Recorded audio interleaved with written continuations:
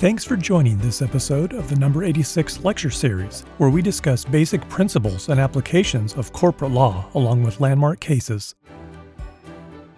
Today's episode features Seth Orenberg, who is an associate professor at the University of New Hampshire Franklin Pierce School of Law. Professor Orenberg also co-directs the program on business, organization, and markets at the Classical Liberal Institute at New York University School of Law. As always, the Federalist Society takes no position on particular legal or public policy issues. All expressions of opinion are those of the speaker. Professor Orenberg, in another episode we talked about the history of corporations. Now I want to talk about the future of corporations. Corporations are subject to a lot of rules and regulations, some of which were developed a long time ago. Assuming that some regulation is necessary, are there areas where it's not needed or it needs to be updated? Who benefits from regulation? Regulations by their nature benefit corporations that are bigger and older for a couple reasons. One is simply economies of scale. Most regulations don't just have a variable cost, like a tax per unit. They have some type of fixed cost, which is spread out over a number of units. So if you make only one product and you have to bear $10,000 of regulatory expense to bring it to market, that product has a $10,000 price tag attached to it. If you make 1,000 products and you figure out the regulations once, you've now distributed that regulatory cost to $10 per product, simply by being bigger, having a wider scope. So just the nature of regulation alone is going to benefit big business. Second, big businesses have incentives once they reach a certain size to spend their money not innovating on making better products, but on ensuring that regulations benefit them. This is called lobbying, and it's popular in America. It's probably necessary under the First Amendment to allow corporations to lobby, but we could restrict the amount of favors that are given by lobbying, because those favors are going to go to big companies and older companies that have more resources to allocate toward this and who have embedded these relationships for longer. And so what we see is that regulations systemically harm small and starting businesses, just as a rule, as a basic principle, if you just look at the simple economics. And then if you look at the reality of it, of course, it's even more serious than that, because some regulations are not clear. So you don't even know how to comply with a regulation when you're just starting, which puts you at risk. And if some incumbent goes to the congressperson, goes to the attorney general, and says, this new startup company, which is doing things differently, is violating Regulation 45, well, that attorney general may very well go and conduct an investigation. And the investigation alone can destroy that innovative business model. Again, without any proof that what they did was wrong or illegal, but simply some vague standard which is hard to apply to a new line of business and is challenging to an existing line of business. There's an incentive there for that existing business to go and use its political leverage and try to remove that competition from the marketplace. So in general, these regulations are harmful. And then when you start looking at individual regulations, things get even more complicated. For example, in order to become a hair braider, you need hundreds of hours worth of study time and have to pass a variety of tests. Now, hair braiding can cause certain harm. So too tight a hair braid over a long period of time could cause hair loss, for example. But this is not generally considered to be a super high-risk area of work as compared to, for example, working with toxic chemicals. And hair braiding also happens to be an activity which is more popular with certain ethnic groups than with more traditional groups. So we have a rule here which is prohibiting certain groups from engaging in a livelihood. And what's the rational basis for requiring as much or more time spent learning how to braid hair than engaged in distribution of toxic chemicals? And so part of the issue with regulation in general is that it can have disparate impacts. There's no question that Jim Crow laws pervaded this country, and to a certain extent they exist today. We have not rooted out all of the racist laws in society, and some regulations are racism and anti-equality just by a different name. Not all regulations are here to protect us from true harms. Some are meant to protect the empowered from new classes and new ideas. And so we should look at these with some skepticism as well. So writ large, regulations are challenging. I mean, they clearly are necessary to provide some level of safety and security. We can't go around ensuring that every product we eat is safe or every glass of water we drink is not tainted. There's a clear role for society to make sure your barber knows how to use a straight razor and to ensure that drivers on roads know how to operate their vehicles. So I'm not suggesting we abolish regulation writ large, but there are regulations which are used to systemically harm and disadvantage groups of people. There are regulations which by their nature are more harmful than they need to be to small business versus large ones, or to young ones versus old ones. And we can do better. We can do better by thinking about how regulations not just protect people, but hurt people and who we're hurting. And if the regulations have a disparate impact and create a less equal society, then they should be scrutinized, because one of the goals of government should be to promote equality and access to opportunity in America. That's fundamentally the American dream. And to the extent that we're excluding entire populations of people, entire genders, entire races or ethnicities, or systemically disadvantaging them, these regulations are potentially unconstitutional and certainly suspect. So we should be careful before we regulate, because in the name of protecting some, we may be protecting those that have privilege at the expense of those who deserve a chance to make it in today's America. You have written scholarship on this problem and proposed some possible solutions. What do you mean by the term regulatory democratization? Regulatory democratization is a term I coined to describe regulations that are designed to have less disparate impact on young and small businesses. So we can think of regulations across two axes. Regulations can be simple or complex, and they can be rules or standards. So a rule is something we decide in advance. Usually there's going to be some kind of committee that has a meeting and we present some type of clear rule, like a speed limit, right? So the highway over here, you can go 70 miles an hour. That's a rule. If you exceed 70 miles an hour, you're subject to being pulled over for violating that particular rule-based regulation. It's also a simple rule, right? I mean, we all understand what 70 is. It's not some kind of complicated formula. There's also standards. So for a time, some states had reasonable speed limits. You could operate at any reasonable speed during daylight. Well, what's that number? Well, that's a little more confusing. It's easy to set a standard. It's easy to come up with it. But then how do you follow that? How do you abide by that? And you take some risks. Should I go 80? Should I go 70? Can I go 74? Like what's the number that I avoid regulation? So in general, rules are less harmful to small businesses than standards.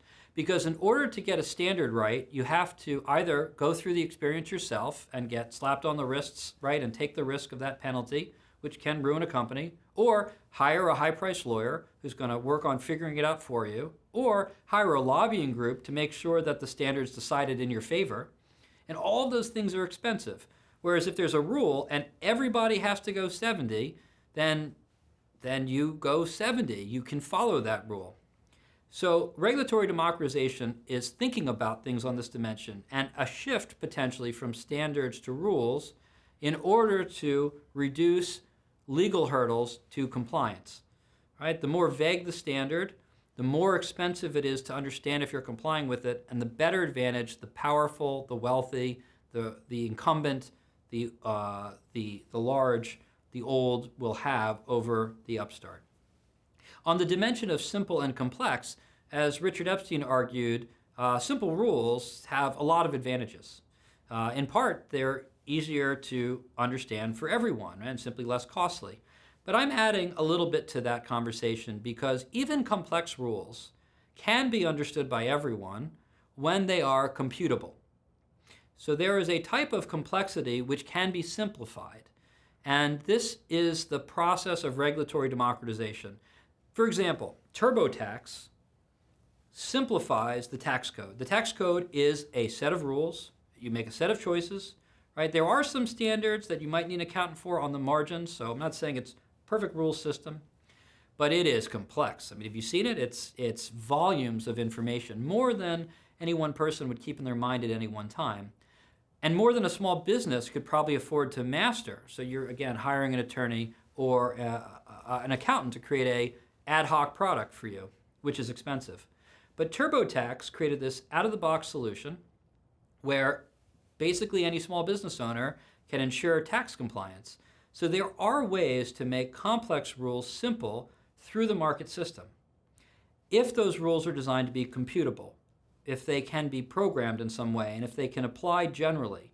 Again, it would be hard to do with standards because we'll never know how a standard is going to be resolved in a particular instance till after the case is decided. Whereas a rule, theoretically, it should be knowable in advance. And the process of regulatory democratization is the entrepreneurship, is the innovation by a variety of companies. TurboTax is one that I mentioned. Another one is PalBox. PalBox is democratizing access for HIPAA regulation. HIPAA is another very complicated regulation involving patient privacy. Many small doctors' offices have had a great deal of trouble in sending emails or messages to patients because doing so is difficult to do in compliance with HIPAA. So PalBox offers a turnkey solution. So you just send it through PalBox and boom, they take care of all the HIPAA work for you. There's companies that their work is figuring out drone regulation. Again, a series of complex FAA regulations about who can fly drones where and how you experiment with drones. And they offer a product where you can simply, you pay for their subscription to their product. They show you a map. They tell you what you can do in these locations or not. You can reserve space. You can interface with that as well. So again, the regulatory democratization concept recognizes that regulations are inherently harmful to entrepreneurship because they advantage larger, incumbent, older businesses that have the resources to either take legal risks or make the law work for them or shape the law in their favor or hire the high-priced attorney to give them the legal opinion that they can rely on. Small businesses can't do that. So if we want to help promote small business, and we also recognize that regulations have a purpose in society. They're not useless. Clearly, deregulation is one way to level the playing field, but sometimes regulations save lives and help people. Can we make regulations smarter or at least more fair, more equal? Can we make regulations such that those who are already ahead don't get a further advantage by the regulatory apparatus? And I think that we can, and I think that that should be part of the regulatory decision-making process, that agencies, in addition to talking about costs and benefits to society, should be required to talk about maintaining equal access. Because if we have a regulatory state which systematically advantages the advantaged, we're going to continue seeing wealth disparities in America, we're going to see the erosion of the American dream, we're going to see a divide in the American population even more than we're having as people get frustrated with a system that doesn't work for them. So it's incumbent on us to think about using regulations in a way that at least does not promote inequality even further than it has to. What about rules that specifically regulate corporate finances? Do they place a heavier burden on new or small businesses? Could these regulations be updated or improved? Financial regulations need a major overhaul. We had a period of time from about 1980 to 2000 of persistent deregulation, and that was true regardless of whether we had a Republican or Democrat president. For example, Ronald Reagan was notable for his quote-unquote Reaganomics, which generally lowered tax rates and had a number of other deregulatory impacts. But Bill Clinton also repealed the Glass-Steagall Act, which regulated banking. So on both sides, there was an interest in deregulation. And now that has really flipped. Starting in 2000, we had a series of financial crises, and all of them prompted heavy regulation that followed it. But many of these regulations were modeled after the 1933 Securities Act, which existed, well, in 1933, where the world looked a lot different than it does today. And there are some reasons to think that it doesn't work so well anymore, because of such huge changes in technology and society. So in 2000, the stock market had a crash, the dot-com crash, and just like most crashes, it was followed by various allegations of wrongdoing and public outcry. There was some wrongdoing in terms of some public corporations like Enron and WorldCom, which were clearly running some funny numbers with their accounting. But actually, the dot-com crash was not caused by bad accounting practices. It was caused by a bunch of overhyped companies that people were investing in that weren't making any money. I mean, people were investing in like Pets.com knowing that it was losing money. It was clear that these companies weren't generating revenue, but there was a change in mentality that revenue didn't matter, growth mattered. And so people invested in growth. And turned out that revenue does matter. But there's no amount of disclosure that would have changed that. Everyone knew exactly what was happening. They just made bad choices in retrospect. Enron and WorldCom were a bit worse, where there was some accounting scandals, but the resulting regulation, Sarbanes-Oxley Act of 2002, really stepped up the amount of regulation that public companies had to go through.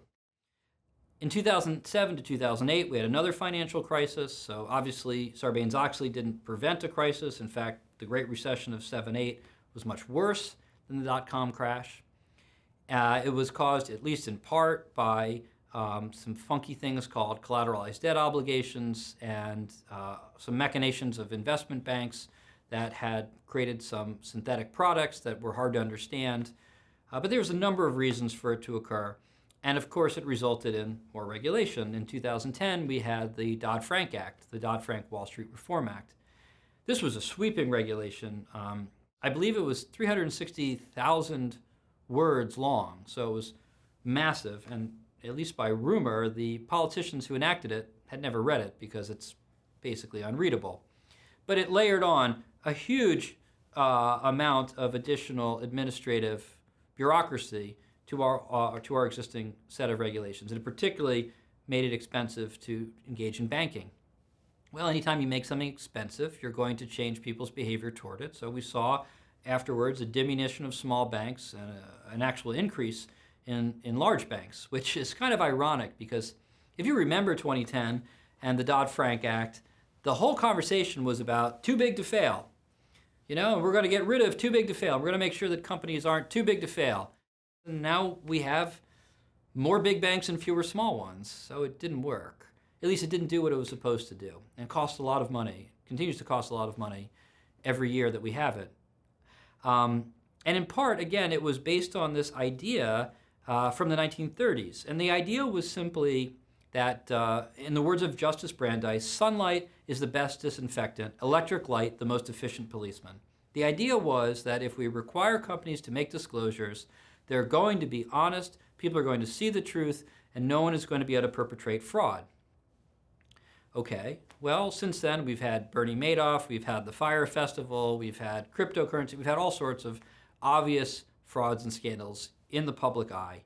And I think we need to start asking some questions about whether this whole disclosure focus really works in a world where we are bathed in information. No one has the time to read anymore. We're reading tweets instead of articles. We're reading Snapchats. And the entire way people communicate is just, we have this sea of information. It's not abundantly clear that yet more information is going to be useful. Because at this point in human history, we are so far into the information age that it may be that we're overwhelmed. I think a lot of people feel overwhelmed by the amount of information they receive, and corporations continue producing it because they have to. So if you have stock in any company, you're going to be receiving quarterly statements from companies that are going to have pages and pages and pages of risk disclosures that are boilerplate, meaning standard. They're all saying the same thing, and so there's no reason to even read them because you know that it's just a bunch of gobbledygook. So what is really going on here, right? Well, there's a lot of paper being produced, there's a lot of words being written, but there's not a lot of value being created from those words. So for these reasons, I think that we need to reevaluate this whole sunlight is the best disinfectant approach to financial regulation, which again, that has been the predominant approach ever since, and those are Justice Brandeis's words related to FDR's, Franklin Delano Roosevelt's New Deal policies that began in 1933 and extended throughout his presidency. Sunlight is the best disinfectant, electric light the most efficient policeman, may not apply in a world where we simply have more information than we can deal with. Instead, we might think about creating systems where we incentivize certain groups to suss out that information.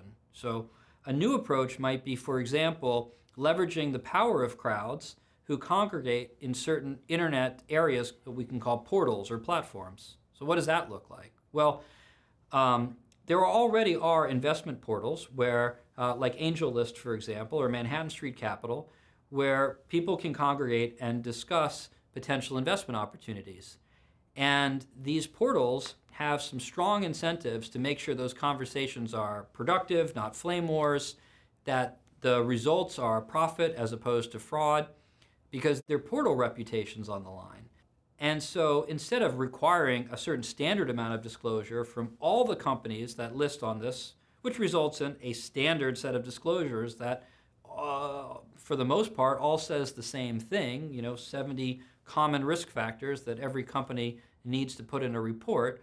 Instead of saying that stuff, people are asking more critical questions that are directed toward a particular enterprise and are then surfacing critical differences between one opportunity and another and sharing it with a large group of people, which reduces the per person cost of understanding information. It requires trust, it requires reputation, and it requires a new way of thinking about how we're going to encourage anti-fraud activity. But if you just look at the world, it doesn't look like a safer place than it used to be. I mean, Bernie Madoff is still fresh in a lot of people's minds. Rappers like Ja Rule were promoting festivals that never happened and collecting millions of dollars for events that never were really going to take place. And celebrities like Kim Kardashian are pumping exotic cryptocurrencies which seem to have no functional use. All these things are happening despite the fact that we have amped up our disclosure regime to maximum. And as a result, we're paying a lot of cost, and I don't see the world being safer. Now, there are places that are safer. There are ways to create trust, and we need to start thinking critically about how we use new tools to create them. But we are bathed in information.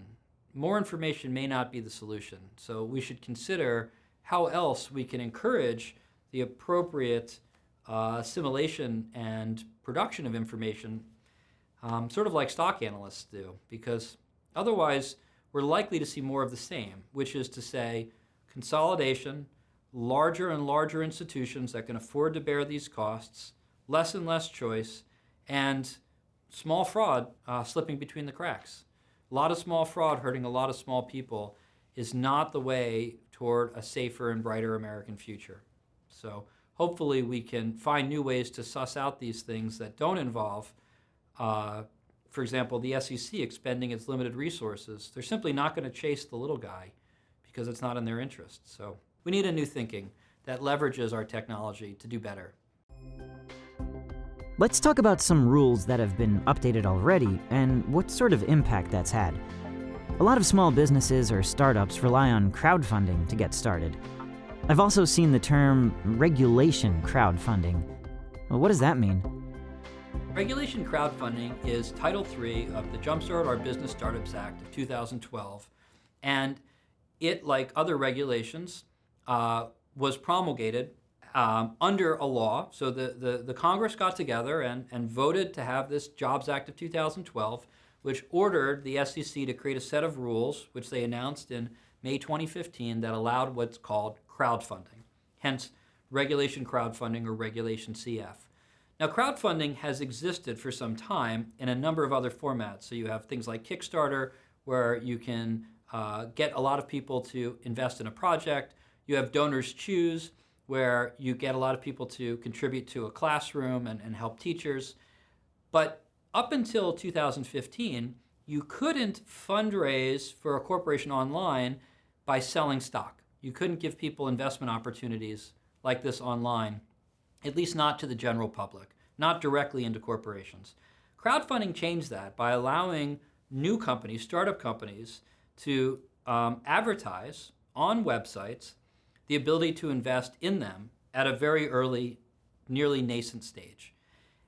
This should have, or could have, and still might, give companies, startup companies, new access to capital, which again is the lifeblood of business, right? You need to take in some cash at the beginning so that then you can buy, you can take out a lease on some office, or you can buy some equipment, and businesses often need to make early investments in order to make profits later.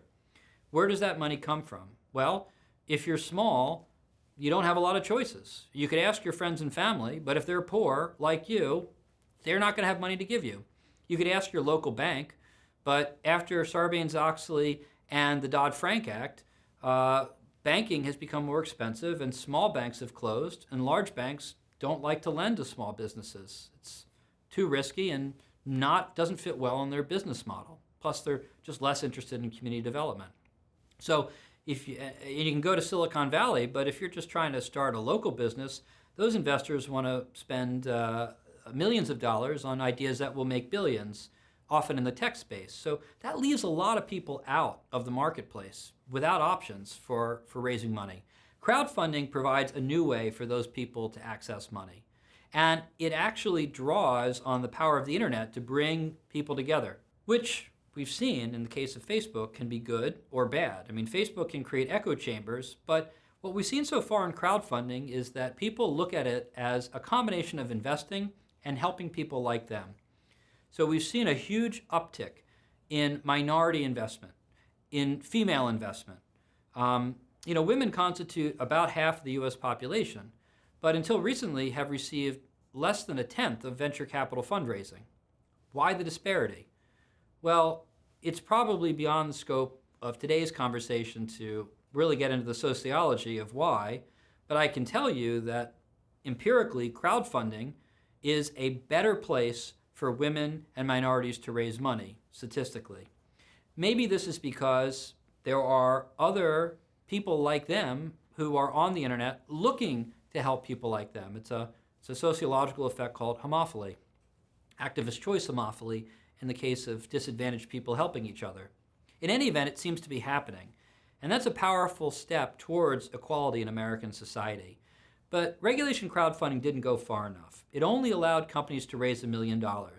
And that may sound like a lot of money, but it's really not a lot for a business today.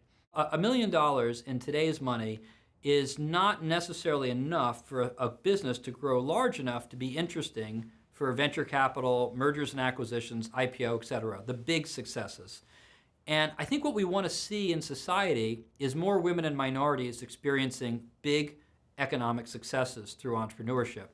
That would help dramatically bring people up a whole investor class and potentially create a new class of wealthy investors who succeeded in entrepreneurship. But that's not likely to happen while the limit of crowdfunding is so low. There's only so much you can do with $1 million. Now, thankfully, in my opinion, on November 2nd, 2020, the SEC revised what it called a patchwork of exemptions, including crowdfunding, and it raised the crowdfunding limit to $5 million. I was delighted because I actually advocated for this change in my 2016 paper, Bridge Funding, crowdfunding in the market for entrepreneurial finance. So I think this was 4 years in the making, and I was glad to see a policy I proposed enacted, and I'm excited to see what happens next. But I expect crowdfunding is going to start taking off, and I think it will continue to be a driving force for equality in society, because instead of asking a few wealthy people, either in New York City or Silicon Valley, who they want to invest in, now we can ask society, and society can make those decisions differently. And I think they'll make them on the basis of providing new opportunities for new ideas that are not just those Silicon Valley, New York coastal ideas. You wrote a paper about something called bridge funding. What do you mean by that? And how is it different from generic crowdfunding? Bridge funding was a term I coined because funding of private companies occurs in stages. Companies don't get all their money at once. Usually they get early stage money, sometimes from friends and family, sometimes through credit cards, sometimes from personal wealth. just to start things up, maybe hire their first lawyer, do their incorporation paperwork, get their initial equipment. The second stage is seed funding, which typically, again, happens with friends and family, but maybe a slightly wider network. You raise a little more money. You do it through a different vehicle, such as a convertible note, a type of equity debt instrument. And then you start hopefully showing some actual progress and getting early stage venture finance. Sometimes from angel investors who tend to invest between 500 and $1 million, and sometimes from venture capital investors who actually tend to invest 10 million or more. So there's this gap in the market. How do you get from getting 500,000 or $1 million from angel investors, if you're lucky enough, all the way to being worth 10 million from venture finance? And the answer is it's really hard. In fact, we see a trough in between that is called sometimes the seed valley of death. The valley of death is where companies die because they can't make it from the angel markets and their friends and family all the way to being worth the time and effort to a venture capital firm who wants to plunk down 10 million plus. There's this wide range of space where it's difficult to survive because you're kind of in no man's land from a capital raising perspective. And if you're still burning cash at that point, which many companies are, if they're looking to really have that large profit later, you're dead. So bridge funding is the idea that we could provide some new source of funding that fits right in that space. And I was hoping crowdfunding would do this with regulation crowdfunding, which was promulgated in 2015 by the SEC in accordance with the Jobs Act of 2012. And regulation crowdfunding could have provided a new source of funding for companies in the valley of death. But instead, it limited fundraising to $1 million, which is not enough to survive through this death valley. Now, crowdfunding has changed.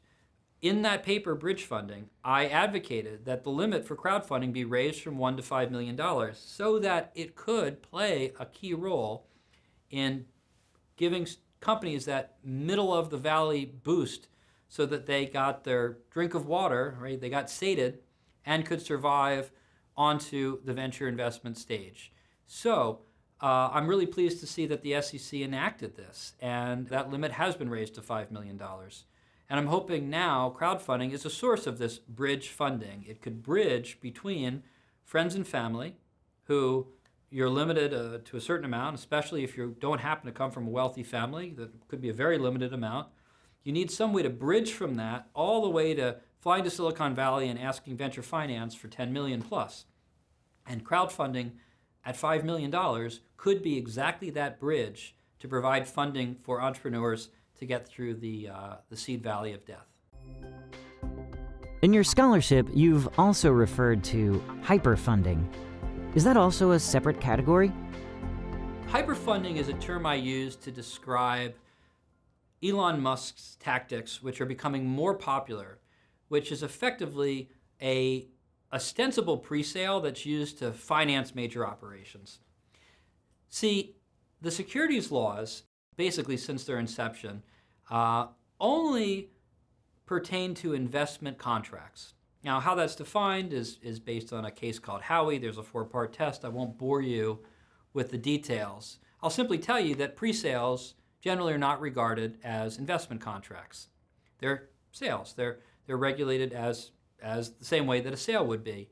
But what happens when a person sells a product that doesn't exist? And how do you distinguish that from investing? Or how about when a person sells a product that doesn't exist and gives you a discount on the future product? Well, at some point, we're in sort of a gray area where effectively what's happening is a financial activity where you're not just buying a product, you're financing its development, although you're doing it without getting necessarily the returns on investment you would. And Elon Musk, who is just the master of the hype and presentation, and at least he was, using social media, using the big stage, Apple-style reveals, basically told the world that he wanted their money so that he could go and build the next electric car. And over the period of a week, he received $400 million in contributions that he used toward research and development.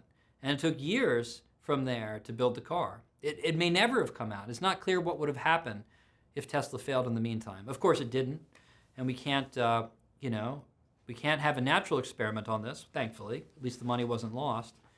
But we're seeing more and more of this, where there is, you can really hype up these products, hence hyper funding. So it actually is a bit of a turn on a phrase. One reason I use the term hyper funding, hyper as in really fast, but also hype as in the Hyperloop, which was one of Elon Musk's hyped products. And I also use the term as hype or funding, meaning, are you really funding a project, or are you buying into social media hype? Are you basically engaging in some kind of crowd herding mentality where you feel like you'll be left out if you don't jump on a bandwagon and give Elon Musk $1,000? So basically, I wrote the paper to draw attention to what I see as an emerging trend in finance that's not recognized as finance. This type of hyperfunding is seen as a consumer activity, but it's not really. I mean, it's an amazing amount of money for a product that is not going to exist for several years. And Elon Musk has been repeating this with some success. I mean, it's not clear when the Cybertruck's going to come out. He's already been paid for it. And he's using that money without paying interest on it to continue developing Tesla. And by the way, returning proceeds to stockholders. So I think we need to look more critically about these kind of activities. They are technically pre-sales, but how far in the future can you pre-sell a product that may never exist before you start to be engaging in some sketchy behavior that starts to look more like investment and speculation than it does like a traditional sale? When are we going to Mars, and who, right? And how much has he raised, right? I mean, what if Elon Musk started selling houses on Mars today, and he got to use your money right now, and you got the, who knows that that's ever going to happen? Is that really a sale, or is that something else? And it's one thing if it's on a small scale, but he's raising, at this point, billions, with a B, billions of dollars through these methods. So this is not small scale. It's a very cheap way for him to raise capital. He doesn't have to pay interest, doesn't have to pay dividends, doesn't have to comply with the SEC. He just uses effectively a cult of personality and social media influence and a great showmanship. And I mean, in a way, it's enviable. I mean, he's so charismatic, but at the same time, I think we should be worried. What has this enabled people to do? And is this a new way to conduct fraud on a massive scale? Especially because no one's getting any return on the investment. There's no chance you're not gonna make anything. You just get the product first. So hyperfunding is a real concern that we should be looking at more, and maybe we should be reevaluating what we consider to be an investment these days, because if this activity doesn't fit in our legal rubric of what's an investment and what's protected, then maybe we need to ask some new questions about how we're defining those things. Let's close with a topic closer to home for most people. The 2000s saw the rise of the gig economy. Has that changed the corporate landscape in significant ways? The gig economy has changed everything, and I think for the better. It's produced a lot of upward pressure on salaries because people now have an alternative. Whenever people have an alternative, that gives them leverage. So if you can quit your job and still pay your rent by driving Uber, that gives you a power to quit your job you didn't have before. And that's happening right now. We're seeing, it was called the Great Quitting, but I'm not sure it's the Great Quitting. I think it's the Great Reshuffling.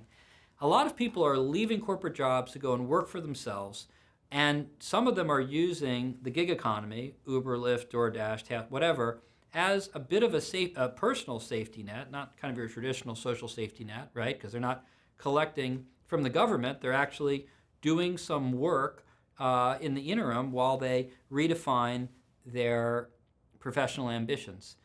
And people weren't empowered to do this until recently. So a lot of people who are living week to week, paycheck to paycheck, have to stick with their jobs, even if they want to try their hand at entrepreneurship, even if they want to do something creative, even if they want to work for themselves, they couldn't do it. In part because they were trapped in these low-wage jobs that they couldn't get out of.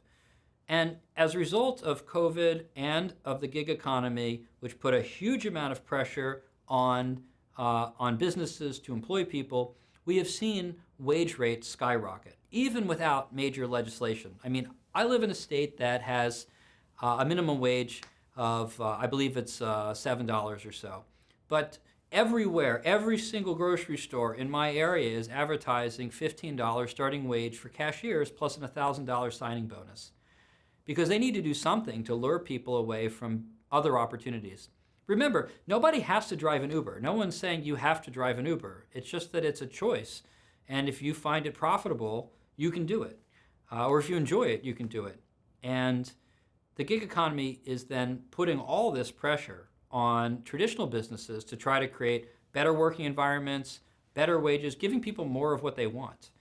And we're seeing that right now with higher wages. Now, I think a lot of people are frustrated because, it's still hard to get people to work in restaurants. I'm not saying this on a moral basis. I'm just saying this empirically. I mean, the fact that people are not working these jobs indicates that it's not worth it for them to work these jobs, which means they have some alternative.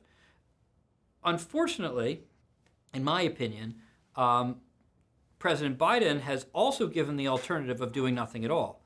And there is increased opportunities to do nothing and have a living wage, which is putting some downward pressure because now there's an incentive not to work in the gig economy, not to work in the traditional economy, not to work at all. Because if it's lucrative not to work at all, some people will make that choice as well. Again, we have to balance this with social safety nets and taking care of people who are truly in a tough time. But basically, just think of it this way. If there's alternatives, people will explore them. And if the alternative is working for Uber, right, then we're likely to either see more Uber or people compete with Uber and say, well, I have to be better than Uber. I have to pay more than Uber. I have to give better conditions than Uber. I have to be as flexible as Uber. I have to somehow beat Uber, or they're going to go do that. But then when the president says, well, we're going to give people money for not working, then as an employer, you have to compete with that. So how do you compete with free money? And I think that's harder. I don't think that creates the same amount of upward price pressure on the markets, and it may just be, or it may be very difficult for small businesses to compete with that. And competition is a good thing. I mean, competition for employees is a good thing, at least among, so long as they're kept in the system, and that means that employees will go to the place that values them most. And to the extent that people have that flexibility, that they don't have to give up their homes, pull their children out of school, disrupt their spouse's work, or change their family relationships, or move and incur all those costs, to the extent they can do that and change their livelihood, that will, I think, create competition that will promote working standards. I mean, the prototypical person that needs protection is someone living in a coal mining town, a one-company town.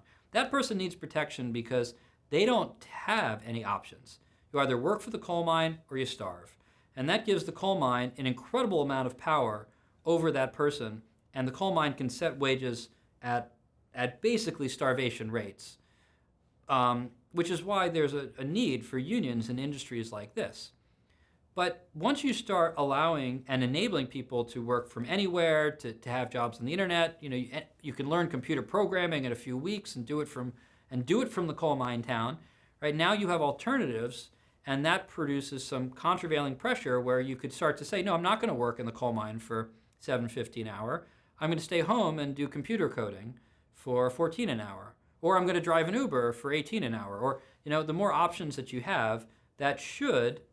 We're seeing it. I mean, it should bolster prices and improve working conditions, and we're seeing it. We're seeing people compete for workers. And I think the existence of the gig economy, which again is an option, no one's making you do it. There's still plenty of jobs in the real economy, and now they have to pay people more, which, we managed to get to the result of raising wages without having to raise the minimum wage from a legislative standpoint. And this seems to be a competitive result and the expected result on the long term from the gig economy.